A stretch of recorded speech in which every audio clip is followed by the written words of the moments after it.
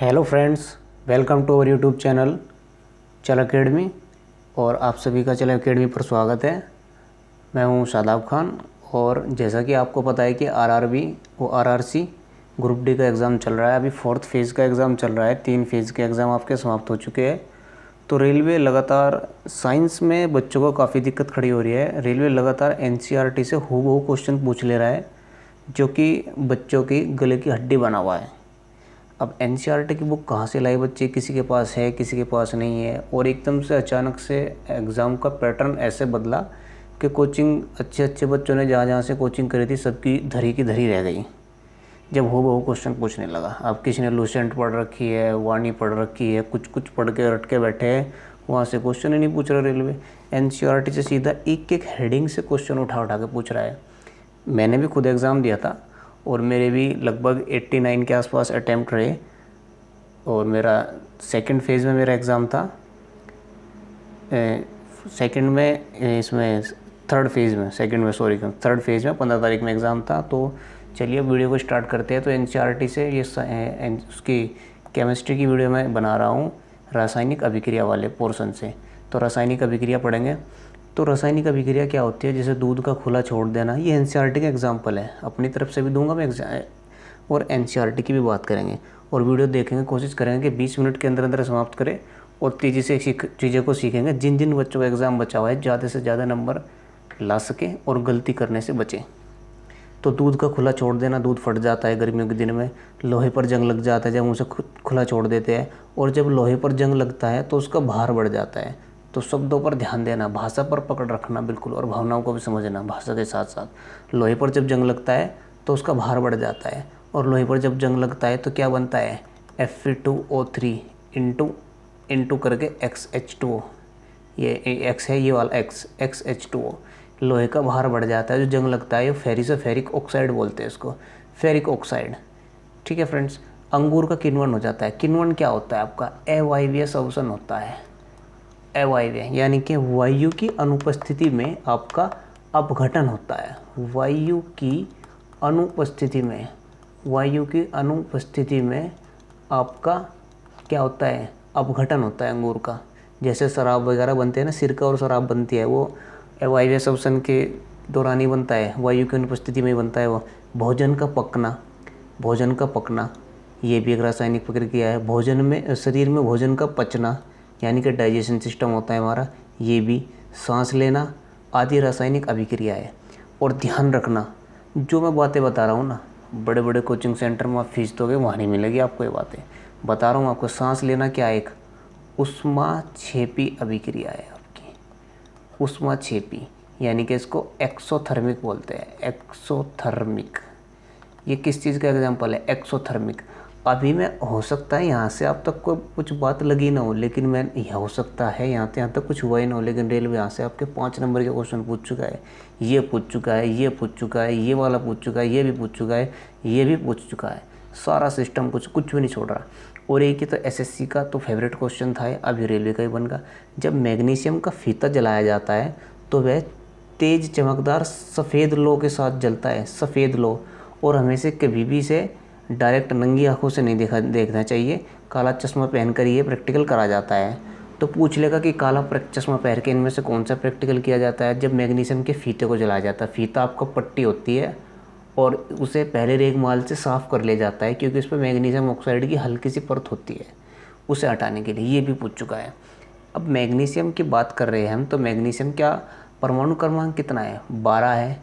और परमाणु भार लगभग 24 से 25 के बीच में है।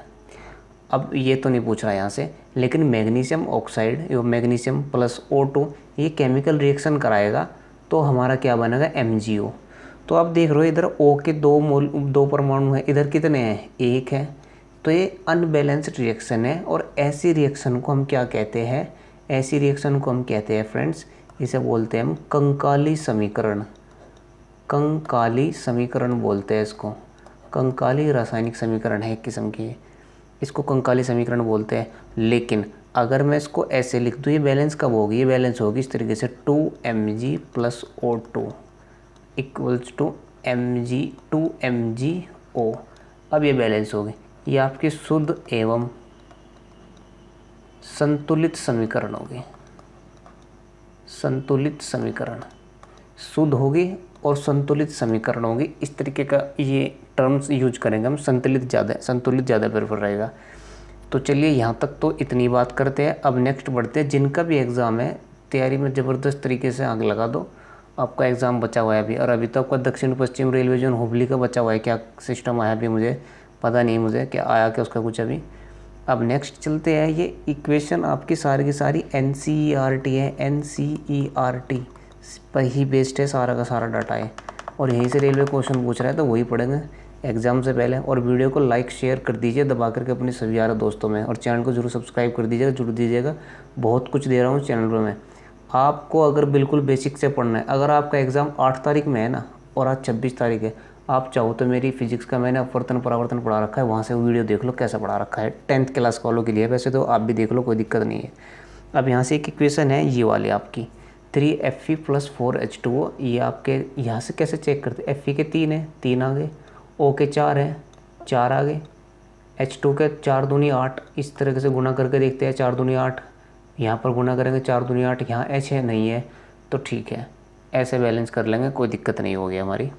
अब Zn + H2SO4, तो Zn SO4 के साथ चल जाएगा, H2 अलग निकल जाएगी, H2 है, सॉरी इधर H2, ये आपका हाइड्रोजन है, तो इसमें कोई दिक्कत कोई परेशानी नहीं है। और अगर इस तरीके से हम समीकरण को बैलेंस कर लेते हैं, मान लिया मैं अगर यहाँ पर मैं H2 ना लगाऊं, तो मैं कहूँगा भाई इधर 2 थे तो 2 लगा दो।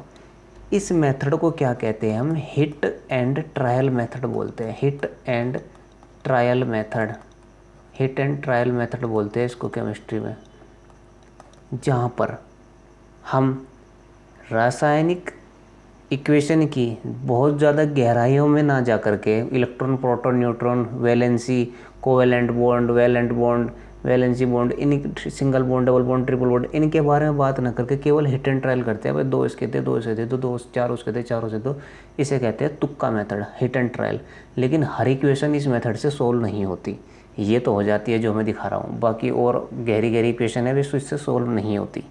ठीक है फ्रेंड्स, अब इसके आगे चलते हैं, इसमें बात करते हैं फिर आपका मैग्नीशियम ऑक्साइड की प्रकृति कैसी होती है, वो तो रहेगा। इसकी मैग्नीशियम ऑक्साइड की प्रकृति कैसी होती है? क्षारीय होती है, क्योंकि धातु है, धातु के ऑक्साइड की प्रकृति आपकी क्षारीय होती है, और धातुओं की अम्लीय होती है। ये लिख लेना, धातु की ऑक्साइड की प्रकृति, ऑक्साइड की प्रकृति आपकी क्या होती है? अम्लीय होती है। ये यहाँ से देख लेना भाई, राइटिंग ऐसी है, अम्लीय होती है। अब नेक्स्ट पेज पे चलते हैं, कोई दिक्कत नहीं है।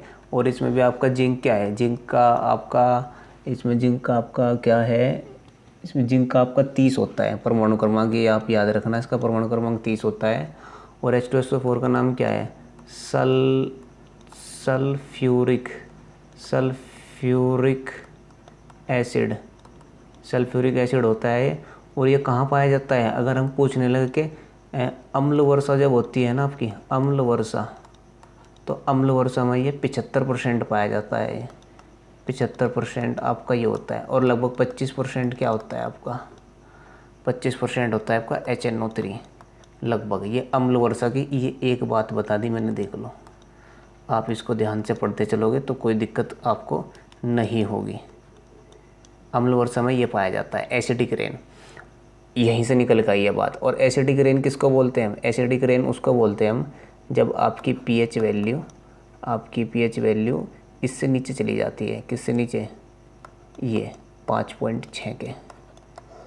अगर pH वैल्यू 5.6 से चली जाती है नीचे, इसके बराबर हो या इससे कम हो जाए pH, तो ये एसिडिक रेन कहलाती है आपकी।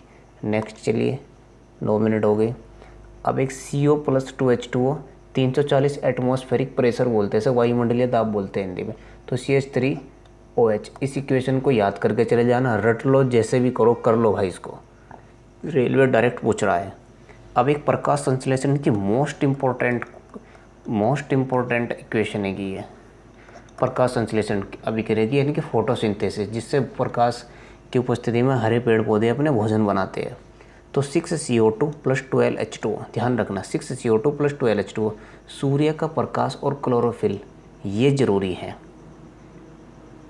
दो चीज़ तो ये, और तो ये है क्या, कार्बन डाइऑक्साइड और जल, सूर्य का प्रकाश और क्लोरोफिल, ये 4 चीज़ें आवश्यक है प्रकाश संश्लेषण के द्वारा पौधों को भोजन बनाने के लिए।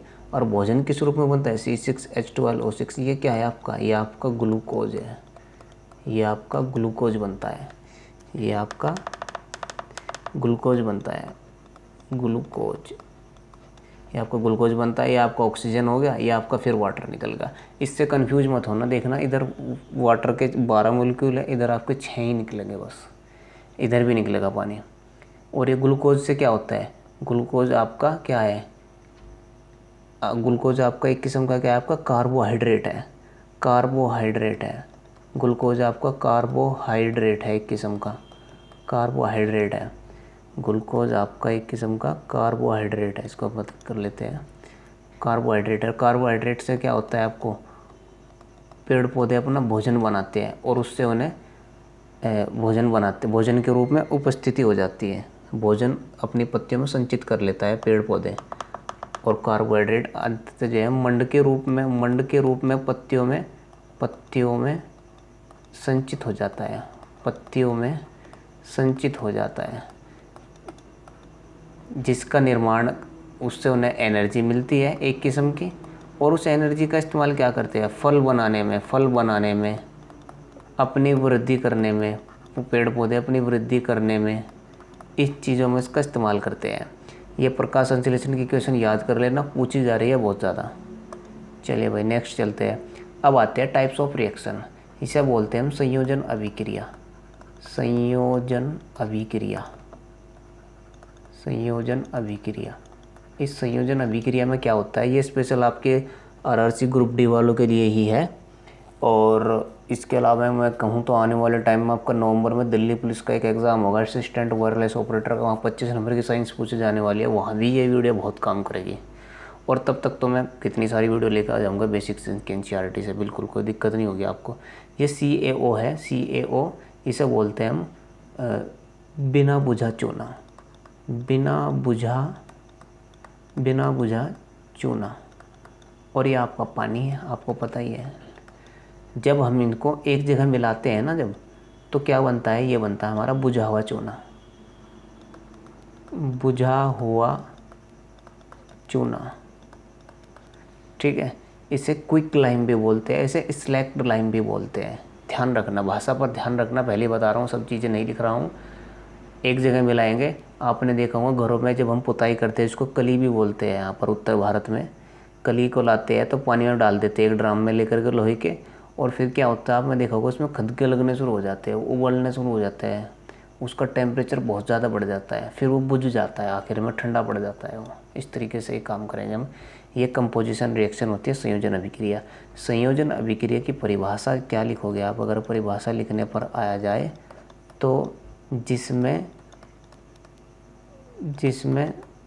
दो या दो से अधिक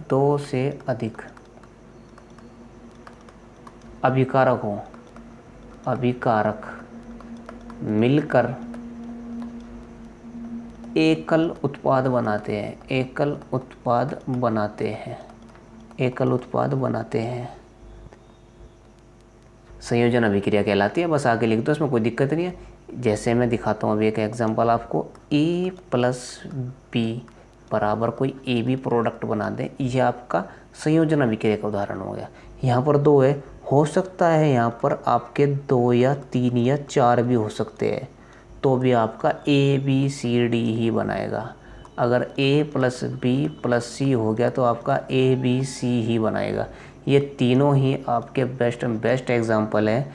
थ्योरी ऐसे ही मोटा मोटी समझने के लिए रेलवे ने ये भी पूछा हुआ है AB की फॉर्म में, आप देख लो। 2 या 2 से अधिक, 2 तो हो ही गए, 2 तो कम से कम चाहिए, 3 भी हो सकते हैं, 4 भी हो सकते हैं, लेकिन एनसीईआरटी में एग्जाम्पल हमारा 2 का ही दे रखा है, तो 2 तक ही सफिशिएंट है। RRB RRC यहीं से पूछेगा क्वेश्चन आपसे, ठीक है दोस्तों। तो परिभाषा बता दी मैंने। अब नेक्स्ट आते हैं डिकम्पोजिशन रिएक्शन। डिकम्पोजिशन रिएक्शन क्या होती है आपकी, विघटन अभिक्रिया। विघटन का मतलब होता है टूटना, विघटन अभिक्रिया, विघटन का मतलब होता है आपका टूटना, या वियोजन अभिक्रिया बोलते हैं इसको, वियोजन अभिक्रिया, ये अभिक्रिया है, समझ लेना बच्चों, आप तो समझदार बच्चे हो, ग्रुप डी का एग्ज़ाम देने जा रहे हो, 3 साल पहला फॉर्म है।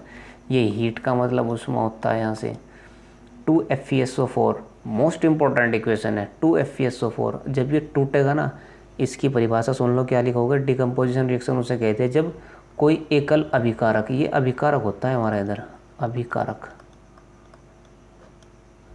को जब हम गर्म करते हैं या कुछ भी प्रोसेस करते हैं उसके साथ हम गर्म करते हैं तो वह 2 या अधिक उत्पादों में टूट जाता है। ये इधर उत्पाद होते हैं हमारे सभी, ये भी उत्पाद है, ये भी उत्पाद है, ये भी उत्पाद है, तीनों उत्पाद है हमारे, 2 या 2 से अधिक उत्पादों में टूट जाता है। तो Fe2O3 plus SO2 plus SO3 ये सल्फ़र डाइऑक्साइड है, इसे बोलते हैं हम सल्फ़र ट्राइऑक्साइड, इसको बोलते हैं हम सल्फ़र ट्राइऑक्साइड। ये CaCO3 इसको क्या बोलते हैं हम, कैल्शियम कार्बोनेट। और ये बहुत बस ध्यान रखना, बस शब्दों को समझना, कार्बोनेट सही नहीं लिखा गया, कैल्शियम कार्बोनेट। इसका दूसरा नाम क्या है आपका, मोती, ध्यान रखना, मोती। संगमरमर यानी कि जिसे इंग्लिश में हम मार्बल बोलते हैं, मार्बल भी लिखा हुआ आ सकता है। रेलवे बहुत चालाक है भाई साहब, अच्छे तरीके से लूटता है जब लूटता है। फिर आपको होगा खड़िया, नाम देख लेना भाई इसके कितने हैं, खड़िया। और आपका क्या रहेगा इसमें, मोती, संगमरमर, खड़िया, चूना पत्थर। ये इतने सारे नाम भाई इसी कैल्शियम कार्बोनेट के हैं। और ये कैल्शियम कार्बोनेट हमारे घर में तब बनता है जब हम पुताई करते हैं ना, CaOH2 से, CaOH2 घर पे लाते हैं हम अपना ये वाला उत्पाद और उसमें पानी मिलाते हैं, बन जाता है ये। और जब हम ये करते हैं ना तो कुछ दिन बाद हमारा ये बन जाता है, 2 से 3 दिन बाद हमारा ये बन जाता है। शब्दों को ध्यान रखना भाई, CO2 निकलता है इसमें से, जब हम इसे गर्म करेंगे तो CaO और CO2 निकल जाएगा। अब बेहद इम्पोर्टेंट, ये वो इक्वेशन है जिसमें बच्चे उलझ जाते हैं, फंस जाते हैं। ये लेड नाइट्रेट है, PbNO3 का ट्वाइस, ये आपका लेड नाइट्रेट है। जब लेड नाइट्रेट को आप गर्म करोगे ना, यहाँ गर्म की प्रोसेस है भाई, यहाँ पर हीट करेंगे जब हम इसको हीट करेंगे तो आपका क्या बनेगा, 2PbO plus 4NO2 plus O2। देखो Pb के कितने हैं, 2, यहाँ पर कितने हैं, 2। O के देखो, अब यहाँ पर मैं बताऊँगा कैसे गिनोगे आप। O के 3 तो ये है और 2 ये है, 2 तिया गुना करो 6 और 6 दूनी 12, ये तो 6 हो गए थे, 6 दूनी 12, तो टोटल मिलके आपके 12 हो गए किसके, O के। गिनना ज़रा, 2 तो ये हो गए O के, 2 तो यहाँ हो गए, O की बात चल रही है सिर्फ, और 2 चौक 8 यहाँ हो गए और 2 यहाँ हो गए। गिनना कितने हो गए, 8 और 2 10 और 2 12 हो गए 12। आ गए समझ में क्या करा मैंने। ये O के 3 थे ना, तो 2 तिया 6 और 6 की फिर 2 में मल्टीप्लाई होगी इस तरीके से। अब N के गिनना कितने हैं, N के ये 2 N के साथ भी है, कलर चेंज कर लेता हूँ ताकि दिक्कत ना हो कुछ भी, ये बहुत ज़रूरी बात है समझने के लिए। N के 2 तो है ही, 2 हो गए N के, और 2 दूनी 4, ये N के 4 हो गए, तो N के 4 हो गए, ये रहे N के 4, तो N के 4 हो गए। तो ठीक है, समझ में आ गया, इसको रट लेना, RRC बहुत ज़्यादा पूछ रहा है इन चीज़ों को। अब AgCl होता है, AgCl जब सूर्य के प्रकाश में अपघटित हो जाता है, अपघटित होने से पहले इसका रंग सफ़ेद होता है, सफ़ेद रंग का होता है ये आपका सफ़ेद रंग का होता है, ये आपका सफ़ेद रंग का होता है, ये आपका सफ़ेद रंग का होता है। और जब सूर्य के प्रकाश की उपस्थिति में इसका अपघटन हो जाता है, सूर्य के प्रकाश की उपस्थिति में, तो ये अपने उसमें विभक्त हो जाता है, टूट जाता है। इसका रंग हो जाता है आपका सिल्वर, इसका कलर आपका सिल्वर हो जाता है, वो ग्रे, ये ग्रे कलर का हो जाता है आपका।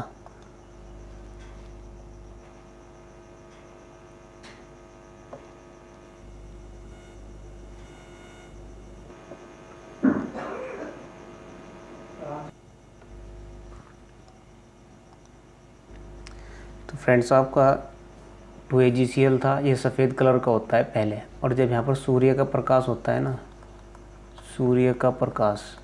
जब सूर्य का प्रकाश पड़ता है तो ये आपका इसमें विभक्त हो जाता है, टूट जाता है। ये भी आपका डिकम्पोजिशन का उदाहरण हुआ। और सिल्वर क्लोराइड का इस्तेमाल कहाँ होता है आपका? फोटोक्रोमेटिक कांच,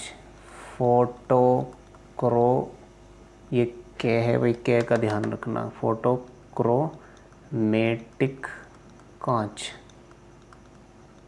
जो धूप के चश्मे होते हैं, धूप के चश्मे अपने आप काला हो जाता है।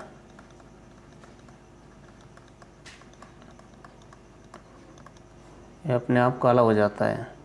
और ये 2AgBr है, ये आपका सिल्वर ब्रोमाइड है, इसको बोलते हैं सिल्वर ब्रोमाइड।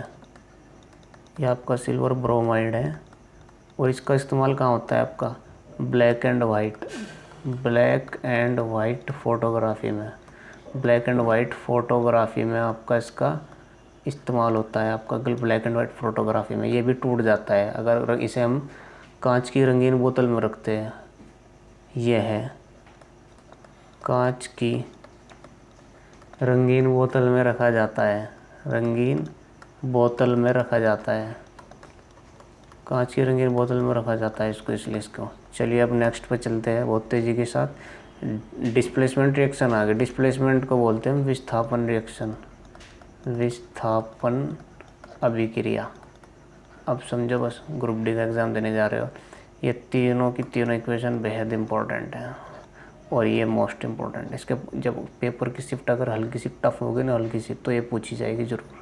आसान होगी तो इनमें से पूछ लेगा कोई सी भी, आसान तो ये भी नहीं है इतनी। Fe+CuSO4 विस्थापन में क्या होता है कि कोई भी एक उत्पाद तत्व दूसरे की जगह ले लेता है। ये Fe इस Cu के साथ जो SO4 जुड़ा है ना, इसे हटा के Fe अपनी तरफ खींच लेगा। वो खींच लिया, बना दिया क्या? FeSO4, यानी कि आयरन सल्फाइड बना दिया इसने अपना। इसने क्या बना दिया अपने साथ मिलके? कॉपर सल्फेट, वो अरे क्या बन गया ये जिंक सल्फेट तो नीचे वाले में बन गया, आपका बन गया आयरन सल्फेट ही तो है यार, आयरन सल्फेट बन जाता है आपका। और कॉपर आपका अलग होता है, इसे तांबा बोलते हैं, आपको पता ही होगा। और आपका एक गुड कंडक्टर होता है, आपको पता होगा। और चालकता, जब चालकता का जिक्र कर ही दिया है मैंने, तो यहाँ पर लिख देंगे हम चांदी। सबसे अच्छा चालक चांदी होता है। उससे नीचे क्या होता है आपका? तांबा। उससे नीचे क्या होता है आपका? एल्यूमिनियम। और फिर होता है आपका टंगस्टन। इसको ऐसे लिख लेते हैं कि Ag, Cu, Al और W, ये टंगस्टन होता है। इस तरह से इनकी चालकता होती है बिजली के उत्पादों में, बिजली के मामले में इस तरीके से चालकता होती है। इसीलिए तार हम कैसे बनाते हैं वायरिंग में, घरेलू वायरिंग में कॉपर के, और बाहरी खंभों पर क्योंकि खर्चा बहुत ज़्यादा आ जाता है तो वहाँ एल्यूमिनियम के बने होते हैं। चांदी काफ़ी महंगी होती है इसलिए इस्तेमाल नहीं जाता। चांदी का इस्तेमाल कहाँ करा जाता है आपका? सोलर पैनल में जो सौर ऊर्जा से चलती है ना, प्लेट होती है, इस तरीके की प्लेट होती है वे, उनमें चांदी के तार लगे होते हैं, इसीलिए वो महंगे होते हैं। और जो high quality world class quality की होती है, उसमें 100% प्योर चांदी का इस्तेमाल किया जाता है, इसलिए बहुत महंगी होती है वो। और ZnSO4 में क्या होगा? Zn इसका SO4 हटा के अपने साथ ले लेगा, वो ले लिया, जिंक सल्फेट बना दिया, कॉपर को अलग निकाल दिया। अब ऐसे ही लेड करेगा। लेड क्या करेगा? लेड इसका Cu का Cl2 हटा देगा, अपने साथ ले लेगा, ये PbCl2 लेड क्लोराइड बन गया। आपको बन गया लेड क्लोराइड। ये आपका कॉपर क्लोराइड था और इधर जाके बन जाएगा आपका लेड क्लोराइड, और ये कॉपर अलग हो जाएगा। बस कोई दिक्कत नहीं, इनको रट के चले जाओ, यही पूछेगा, यहीं से पूछेगा। और इसकी फॉर्म क्या हुई आपकी? इसकी फॉर्म बनेगी आपकी, मान लिया मैं आपको समझाऊं कि इसकी बनेगी AB+BC, तो बन जाएगा आपका AC+BB, इस तरीके से, या B2 या फिर B2, इस तरीके से बन जाएगी इक्वेशन। कोई समस्या होनी नहीं चाहिए वैसे तो, ये बन जाएगी ना, या B2 कह लो उसे, या खाली B बच जाएगा कि ये इसके साथ और ये इसके साथ। ABCD ले लो उसको यार, ये गलत ले लिया हमने, B की जगह D ले लो यहाँ पे, D। तो यहाँ पर ये आपका इस तरीके से देखा जाए तो आपका क्या बन जाएगा? इसको पूरे को रफ करना पड़ेगा यार, इसको पूरे को रफ कर देते हैं एक बार। अगर AB और CD बनती है तो AC और BD बन जाएगा। ये आपकी स्टैंडर्ड फॉर्म होगी, ये ध्यान रखना। चलिए नेक्स्ट चलते हैं। डबल डिस्प्लेसमेंट रिएक्शन, इसको क्या बोलते हैं? द्विविस्थापन अभिक्रिया। बस पढ़ लो, बस इतना मिल रहा है। ये भी इम्पोर्टेंट रिलेशन है, बेहद इम्पोर्टेंट है, पूछा जाएगा जरूर। Na2SO4, ये क्या हो गया आपका? Na2SO4 sodium sulphate. ये फिर बेरियम क्लोराइड का ही सोडियम सल्फेट है, इसको लिख देते हैं हम सोडियम सल्फेट। ये आपका बेरियम क्लोराइड है, पता तो चल रहा होगा आपको, मैं बोल रहा हूँ बेरियम क्लोराइड है, Ba है बेरियम क्लोराइड, और ये BaSO4 बनाता है बेरियम सल्फेट और सोडियम क्लोराइड निकालता है। फिर ये Na के 2 इधर है, 2 इधर आ गए Na के, Cl के 2 है, 2 हो गए इधर ख़त्म, BaSO4। इसमें हुआ क्या कि SO4 और Ba एक जगह आ गए आपके। होता क्या है इसमें यहाँ से एक्चुअल में कि आपका जो BaSO4 होता है ना, वो भी आपका डबल नेगेटिव होता है, और जो आपका Ba होता है वो होता है आपका डबल पॉजिटिव। या इस चीज़ को ऐसे भी लिख सकते हो कि SO4 2 negative and Ba2 positive. जिस अभिक्रिया में आयनों का आदान प्रदान होता है, इस अभिक्रिया में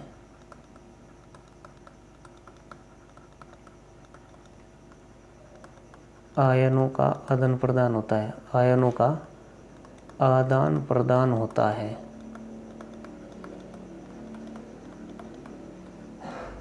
ये इम्पोर्टेंट बात है बहुत ही, ये पूछ ली रेलवे ने लगभग 7-8 बार। आयनों का आदान प्रदान होता है इस वाली अभिक्रिया में, और जब पूछ ले इसमें क्या आयन आदान प्रदान हुआ, तो ये होता है आपका पॉजिटिव या नेगेटिव। एक सफ़ेद पदार्थ का भी निर्माण होता है इसमें, जो जल में अविलय है, जिसे अवक्षेप कहते हैं। पूछ लेगा अवक्षेप किसे कहते हैं, अवक्षेप क्या है, इंपॉर्टेंट चीज़ है। अवक्षेप जल में अविलय है, जल में अविलय है अवक्षेप। अवक्षेप क्या बनता है? ये बनता है, ये बेरियम सल्फेट का अवक्षेप बनता है, जल में घुलता नहीं, अलग होता है। अब नेक्स्ट चलते हैं।